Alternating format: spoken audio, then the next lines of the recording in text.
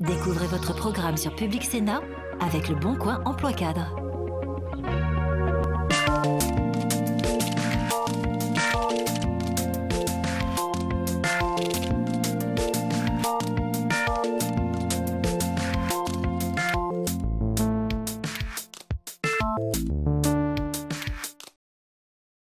Bienvenue dans le magazine de l'emploi. Une demi-heure pour répondre à toutes les questions très concrètes que vous vous posez en matière d'emploi, mais aussi de formation et de reconversion. Des baby-foot, des espaces pour faire la sieste au milieu des bureaux. Voilà ce que certains employeurs imaginent pour faire le bonheur de leurs salariés. Est-ce que ça marche? Julia De Funès est philosophe d'entreprise et elle est loin d'en être convaincue. Votre lettre de motivation et votre CV ont tapé dans l'œil d'un recruteur. Félicitations, reste maintenant à préparer votre entretien d'embauche. Arthur Perticos vous donne les clés pour adopter la bonne attitude. Aujourd'hui, on vous emmène au Moulin Rouge, parce que derrière le spectacle, il y a du boulot, et notamment celui de directeur technique. Eric veille au bon fonctionnement de la scène et des lumières au légendaire cabaret parisien. Capacité, voilà une association très vertueuse entre une entreprise et l'armée du salut. Un chantier d'insertion autour des métiers de la restauration. Des expériences partagées, des conseils, mais aussi des outils pour décoder le monde du travail, c'est le magazine de l'emploi. Et pour commencer, on vous emmène dans un décor de carte postale, à La Rochelle, l'une des plus belles villes portuaires de France qui renoue depuis quelques années avec le dynamisme. Et c'est peu dire, tant la crise des chantiers navals a plombé l'économie de l'agglomération. Aujourd'hui, le bassin d'emploi de La Rochelle se porte beaucoup mieux, la preuve.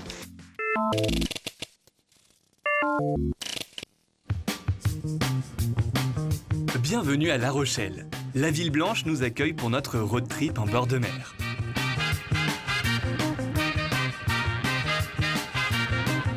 Sa douceur de vivre et son port de plaisance nous feraient presque oublier notre mission ici, partir à la rencontre des acteurs de l'emploi. Première étape, la communauté d'agglomération de La Rochelle. On a une ouverture sur l'océan Atlantique qui nous a permis notamment de développer une activité plutôt touristique et puis d'installer des sociétés industrielles avec notre port de commerce de la Palisse.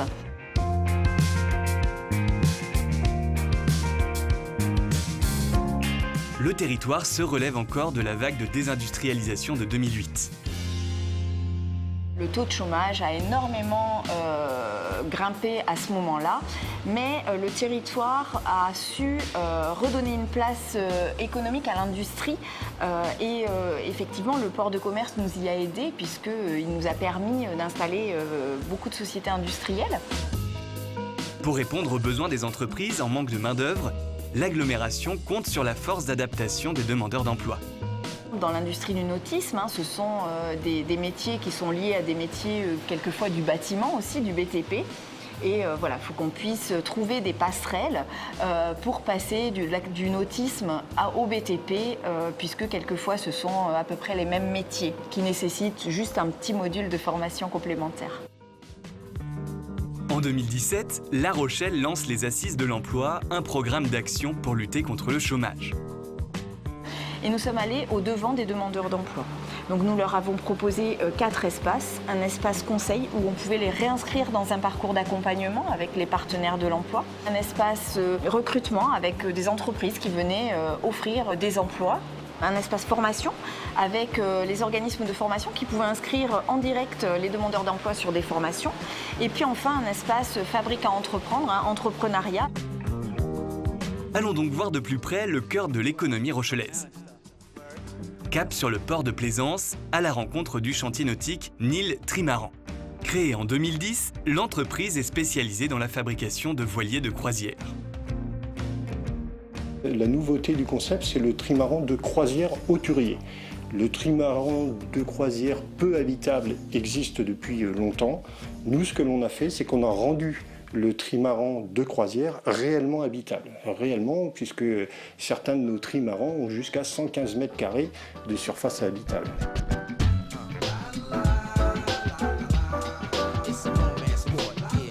Pour se maintenir à flot, l'entreprise anticipe les périodes difficiles récurrentes dans le nautisme. Ce qui est important, c'est que Nil est construit et structuré pour pouvoir résister à une crise. Ça, c'est très important. Ça veut dire que la manière dont on a structuré l'entreprise fait qu'on passera, quoi qu'il arrive, la prochaine crise. Dans un secteur connu pour la rudesse de ses conditions de travail, l'entreprise tient à choyer ses salariés. Nous avons un chantier qui, à la fois, est chauffé, très bien isolé acoustiquement, très bien aéré. On a un chantier dans lequel il fait bon travailler, que ce soit l'hiver lorsqu'il fait très froid dehors, ou que ce soit l'été lorsqu'il fait beaucoup plus chaud.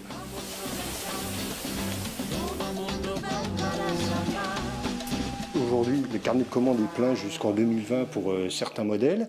On est en train de s'organiser pour pouvoir produire plus, pour pouvoir produire tout aussi bien et même améliorer tout ce qui peut être amélioré. Et pour ça, on va recruter beaucoup de personnel dans les mois qui viennent. Résumons, dans le cadre de sa croissance, Nil Trimaran embauche des stratifieurs, des menuisiers nautiques, des plombiers, des électriciens, des accastilleurs, des agents de maintenance polyvalents. Si le nautisme recrute en Charente-Maritime, des secteurs d'avenir ont su se démarquer, c'est le cas du bio. Direction Périgny, en proche banlieue de La Rochelle, où s'est installée l'entreprise Léa Nature, dans un petit coin de paradis. Ici, chez Léa Nature, nous sommes une société spécialisée dans les produits biologiques, dans les secteurs de l'alimentation, les produits santé, cosmétiques et entretien de la maison.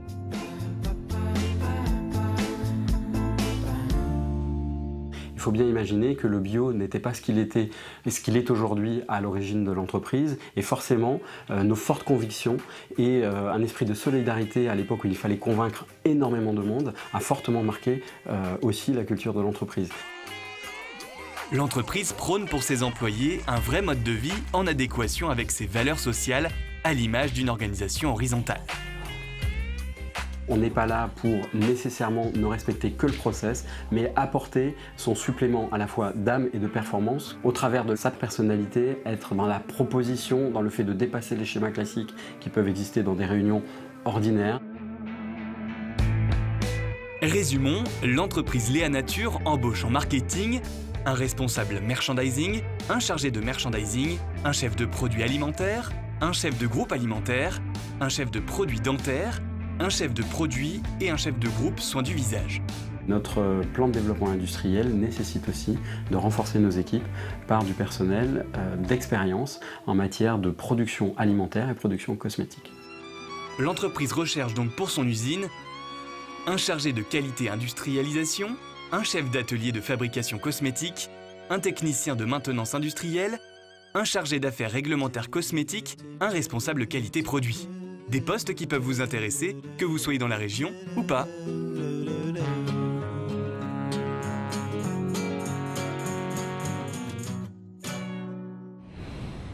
Si ces offres d'emploi vous intéressent, vous pouvez retrouver les contacts des entreprises sur la page de l'émission via le site publicsena.fr.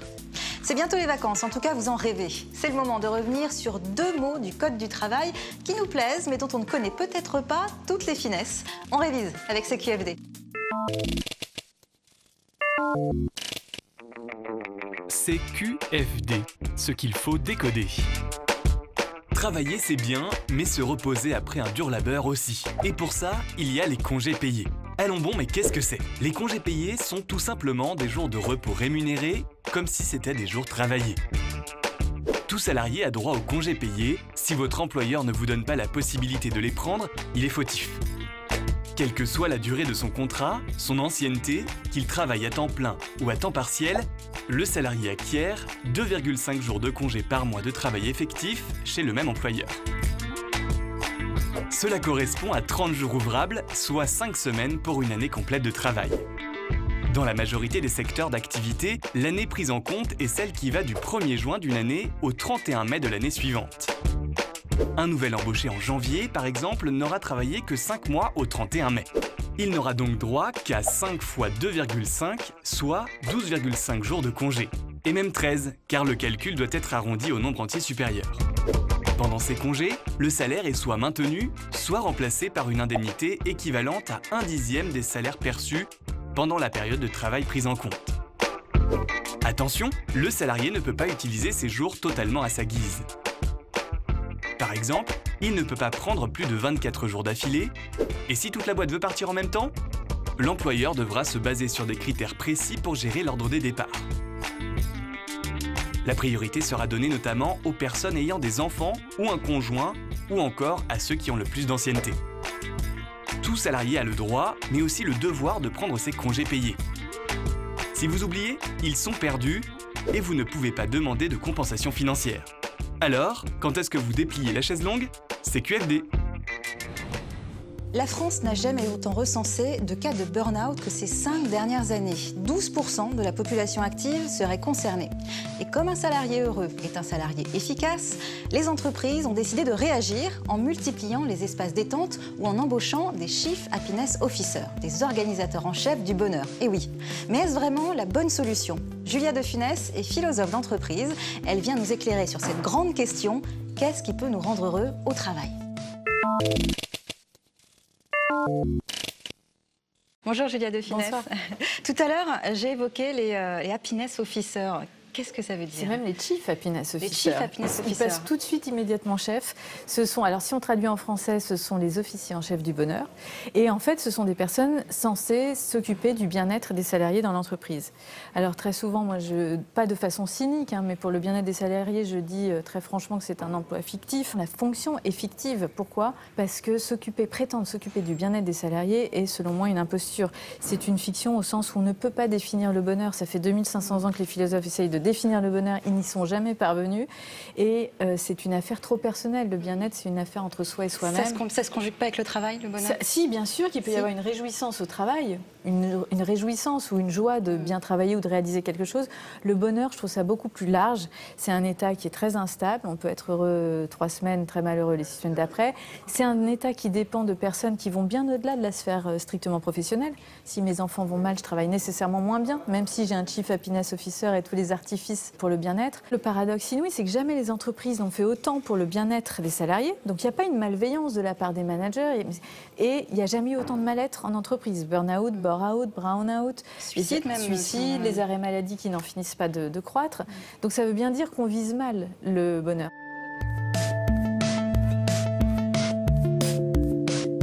Qu'est-ce que vous proposez justement alors? Selon vous, le problème, il vient d'où? Le problème, il vient surtout des normes et tout devient assez procédural. C'est ça qui engourdit les esprits et qui fait que le bien-être ne fonctionne pas tel qu'il est instauré dans l'entreprise. C'est qu'il est normé. Pour être heureux, il faut manger bio, il faut boire ses smoothies bio, il faut jouer au baby-foot, il faut aller à la piscine, il faut faire du sport. Mais parfois, ça ne correspond pas du tout à ce qu'individuellement on a envie de faire. Donc ce côté très normé, il n'y a rien qui impose plus que la norme.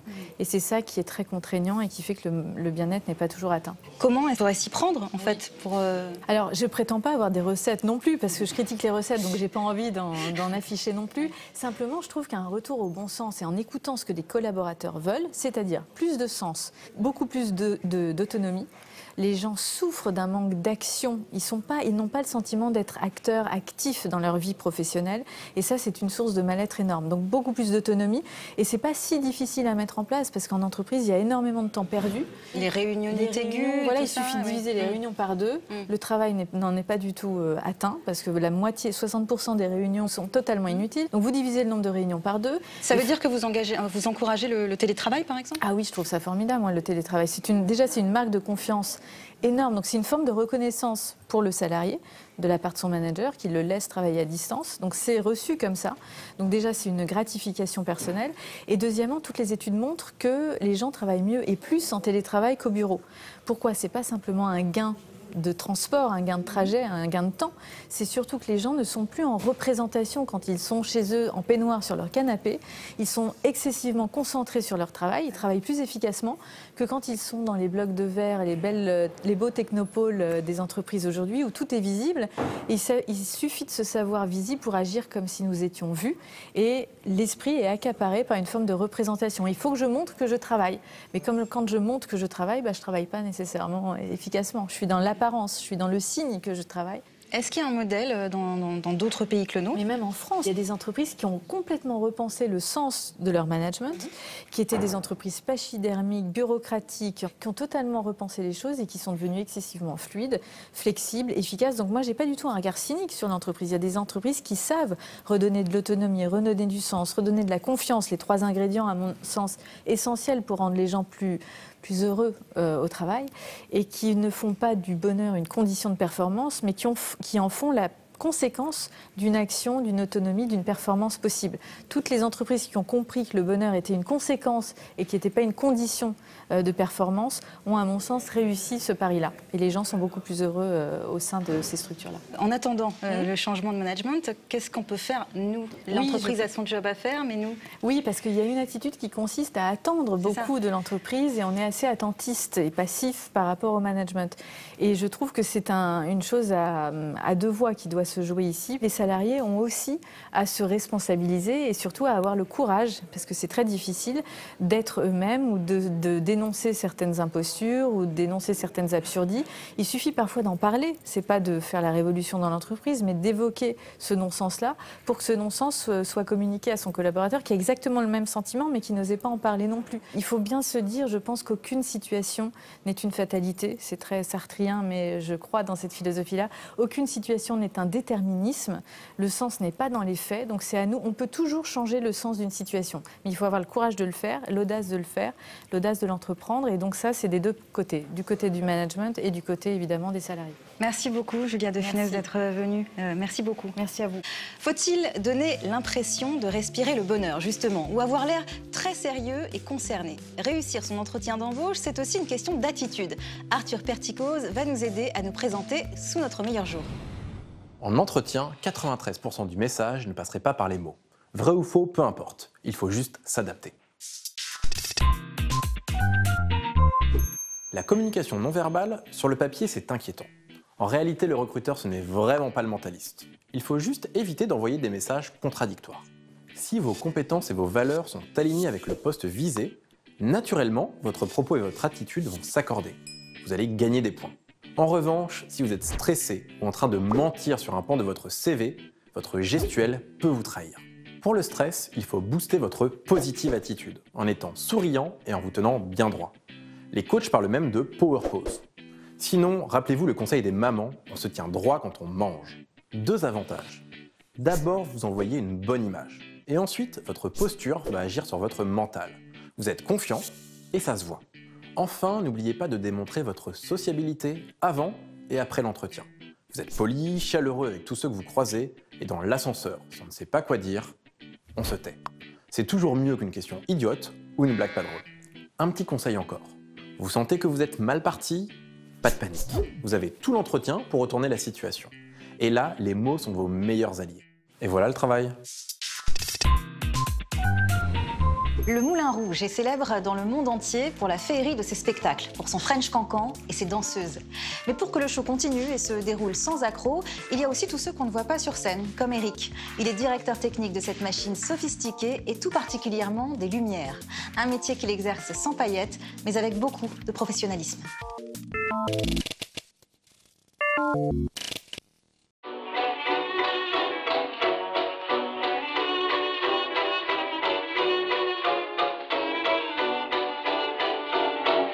J'ai commencé ici en 88 en tant qu'électricien de plateau. J'ai gravi les échelons. J'étais sous-chef électricien, régisseur technique et directeur technique. Mais j'ai toujours gardé la régie lumière, c'est mon optique. Je suis arrivé avec la lumière, je repartirai avec la lumière.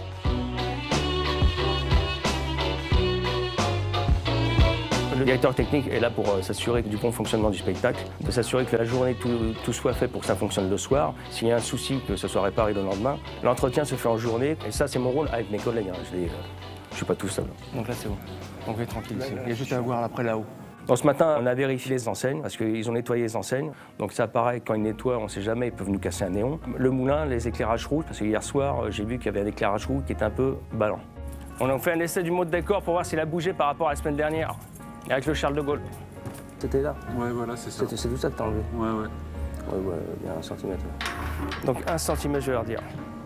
Okay. Yann, on descend.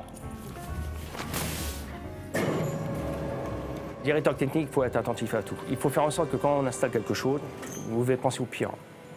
Quand ça tombe en panne, comment vous faites? Je veux voir en régie Flora, Téné et Brian. Tout de suite, s'il te plaît. Merci. Ce soir, Brian, tu vas être en poursuite centre, Flora en poursuite court et Téné, tu seras en poursuite jardin. D'accord? Ça marche. Et toi, Brian, tu as un contrat à me signer. Nous, on fait du live. On va commencer à 21 h, on va s'arrêter 1h40 plus tard. Donc on doit faire en sorte que tous les soirs, on assure le spectacle. Donc si on a un problème en coulisses, derrière, c'est une vraie fourmilière. Tout de suite, les ordres sont donnés pour passer à autre chose. Le client, lui, il ne sait pas ce qui se passe. Il s'assoit, il prend son verre de champagne, il boit et il regarde. Il ne doit pas savoir que derrière, il y a un escalier qui a bloqué, il y a une toile qui a bloqué, il y a une piste qui ne s'est pas ouverte. Ici, quand la panne arrive, vous avez 2 secondes pour réfléchir et pour la dépanner. La musique, elle continue, la musique. Elle tourne. Attention pour le droit. Oui. Merci et bonne soirée. La console lumière a été programmée avec le créateur du spectacle. Ouais, t'inquiète, je m'en occupe. Ouais, d'accord. Quand vous envoyez un go, c'est une lumière, c'est l'état lumineux du spectacle. Et ça, il faut que vous puissiez l'envoyer au bon moment. Le métronome, c'est la musique. Normalement, même les yeux bandés, vous pourriez envoyer le go de la console. Avec un seul bouton, vous commandez 180 projecteurs. Mais bien sûr, tout ça, ça a été programmé. On a tous un petit rituel quand on prépare la console. On va faire des petits gestes, et ça, nous, on l'a tous. La lumière, pour moi, c'est quelque chose de beau. Tout est beau au Moulin Rouge. La machinerie est belle, tout est beau. C'est là où je ressens, j'ai plus de sensibilité avec une lumière.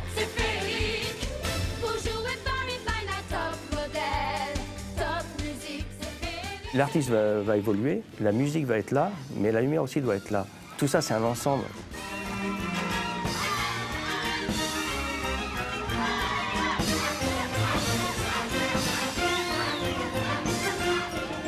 Moi, le soir, ce que je vais faire, il y en a qui me disent je me balade, s'ils veulent, je me balade.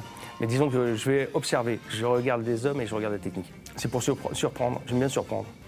Ce qui me fait peur, c'est que, bon, j'en ai besoin, ça c'est sûr, avec l'été, mais si jamais on n'arrive pas à l'enfermer... Je vais demander qu'il vérifie.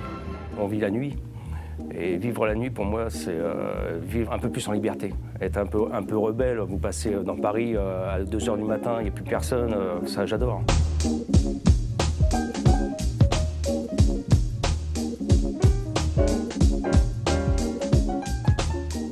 On vit dans le bruit. Et moi, arrivé en fin de semaine, j'ai trop de bruit dans la tête. Il faut que je sois au calme, à la campagne. Là, c'est le silence. Moulin Rouge, on n'est pas enfermé, mais on est toujours dans le sombre. On a la lumière artificielle. Et cette lumière à la campagne me rééquilibre. Je redécouvre un peu la sensibilité de la nature. La sensibilité, il vous la faut au bout des doigts. Un gars qui fait une console lumière doit être sensible. Quand vous suivez une personne, vous la caressez. Si la musique est douce, vous allez éteindre doucement. Si la musique est rapide, vous allez éteindre rapidement. Vous accompagnez la musique. Tout ce que les anciens m'ont appris, je le transmets à mes collègues, parce que je sais qu'un jour, je partirai. Et il faudra que tout ce que j'ai appris, je le transmette pour qu'ils suivent la procédure. La plus belle chose que j'ai, moi, c'est quand on arrive à la fin du spectacle, quand vous voyez le dernier effet, et vous avez les clients qui sont surpris de l'effet. L'effet lumineux avec un effet artistique. C'est très, très beau à voir. Et ça, j'adore. J'ai beau le voir depuis un certain temps, mais tous les soirs, ça vous met la chair de poule, quoi.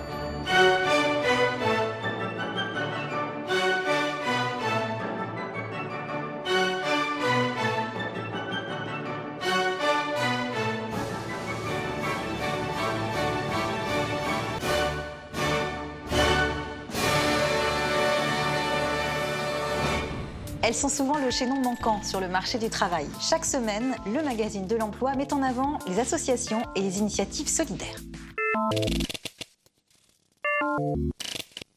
L'Armée du Salut accueille à la Cité de Refuge, au cœur du 13e arrondissement parisien, 340 personnes et un dispositif de réinsertion original, Capacité. Le chantier autour des métiers de la restauration a été conçu et est géré par le prestataire restauration de cet établissement. Ce projet est né d'un constat tout simple, c'est que nous, en tant que professionnels de l'action sociale, nous avons pour mission d'accompagner un certain nombre de personnes qui sont en recherche d'un emploi, et la société GRS, donc en tant qu'entreprise de la restauration collective parisienne et francilienne, recherche quasiment constamment des nouveaux collaborateurs, donc notamment sur les postes d'agents polyvalents de restauration, plongeurs, etc. Les personnes qui peuvent en bénéficier sont les personnes qui sont dits publics prioritaires, donc des personnes qui sont au chômage depuis une longue durée, depuis plus de 2 ans. Depuis son arrivée en juin 2018, Magali est formée et accompagnée. Elle travaille à la préparation des plats et au service. Avant que je vienne ici aux Cités de Refuge, j'étais mère au foyer. J'ai cherché du travail, ça me faisait Ça me faisait 3 ans que je ne travaillais pas. Ici, je suis agent de restauration. J'ai fait des repas, je prépare la salle de restauration. Je suis suivi par un professionnel de restauration. Grâce à ce travail et Armédie Sali, j'ai trouvé un logement. Comment postuler pour intégrer ce chantier? Quelle opportunité ouvre-t-il professionnellement? Cédric Hervé, le directeur adjoint de la Cité, nous explique tout. L'idée, c'est de positionner dans une cuisine qui est celle donc, du centre d'hébergement où nous sommes ici, de positionner les personnes directement dans la cuisine en tant qu'agent polyvalent de restauration. Donc une des actions qu'on a menées, qu'on mène aujourd'hui, c'est une action de formation pour ces personnes qui intègrent le chantier d'insertion sur la voie de la restauration, sur le parcours de la restauration, puisque ces personnes auront accédé à une formation, à un certificat de qualification professionnelle, agent polyvalent de restauration. Les personnes qui peuvent accéder à ce dispositif peuvent postuler tout simplement en se rapprochant de leur conseiller Pôle emploi. Si vous souhaitez vous renseigner sur le dispositif Capacité ou si vous êtes une association et que vous souhaitez présenter votre initiative, toutes les infos sont évidemment à retrouver sur la page de l'émission sur le site publicsena.fr. L'agenda, ce sont les événements, rendez-vous et bons plans sélectionnés dans toute la France par le magazine de l'emploi. C'est le moment de prendre un papier, un crayon ou de noter dans votre smartphone.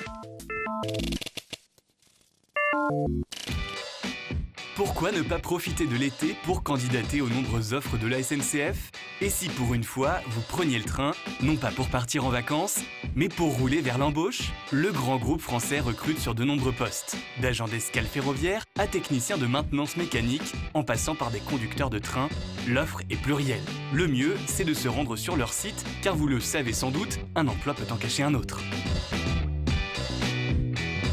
Le site Journal des Palaces propose et met à jour quotidiennement des offres de rêve dans des hôtels tous plus luxueux les uns que les autres. Élu parmi les meilleurs sites de recrutement par les Échos en 2019, c'est une véritable mine d'or. Plus de 2400 offres sont disponibles principalement en France, mais aussi à l'international. Les onglets du site vous accompagnent également par le biais de conseils pour candidater. Vous n'avez plus d'excuses pour ne pas y jeter un œil. Allez, c'est les vacances, et même le Mac de l'emploi y a droit. Cela ne nous empêche pas de vous donner quelques pistes pour continuer à réfléchir tout l'été. On finira donc avec un petit conseil lecture. Sorti en avril 2019, le livre de Gonzague Gauthier nous montre la force des réseaux sociaux quand ils sont utilisés à bon escient, c'est-à-dire pour trouver un emploi.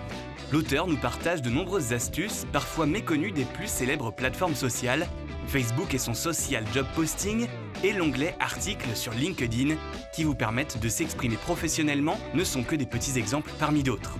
À la fin, vous retrouverez des fiches succinctes qui résument les étapes importantes pour surveiller votre e-réputation ou encore pour s'assurer de votre visibilité sur le net. Alors, qui a dit que les réseaux sociaux étaient une perte de temps ? Le magazine de l'emploi, c'est fini pour aujourd'hui. On se retrouve très vite avec des conseils pratiques, des infos utiles et de nouvelles expériences motivantes. À très bientôt.